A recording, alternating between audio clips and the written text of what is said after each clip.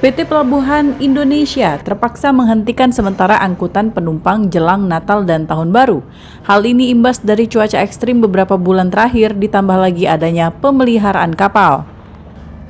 Darmawi selaku manajer komersial PT Pelindo Regional 2 Palembang mengatakan bahwa perusahaannya telah menjalankan layanan kapal penumpang di Pelabuhan Bom Baru, rute Palembang-Bangka.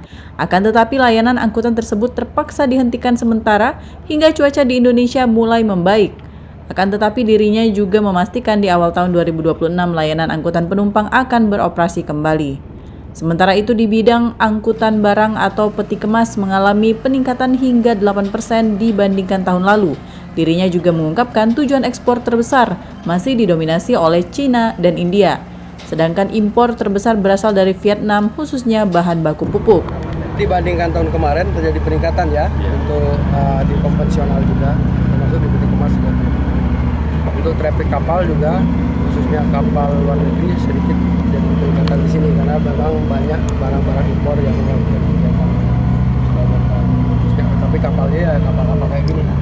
Ini kan termasuk nih kapal-kapal seperti CBO. Ini kapal ekspor ini cuma kecil-kecil gini 5.000, 6.000. Memang inilah kapasitas yang karena memang di alurnya kita nggak bisa lewat kapal-kapal besar. Diketahui dari data Pelindo Regional 2 Palembang, trafik penumpang Januari hingga Agustus mencapai 19.791 penumpang dengan rincian embarkasi sebanyak 9.592 penumpang, sedangkan debarkasi sebanyak 10.199 penumpang. Dari Palembang, Sumatera Selatan, Erwin Setiawan, iNews melaporkan.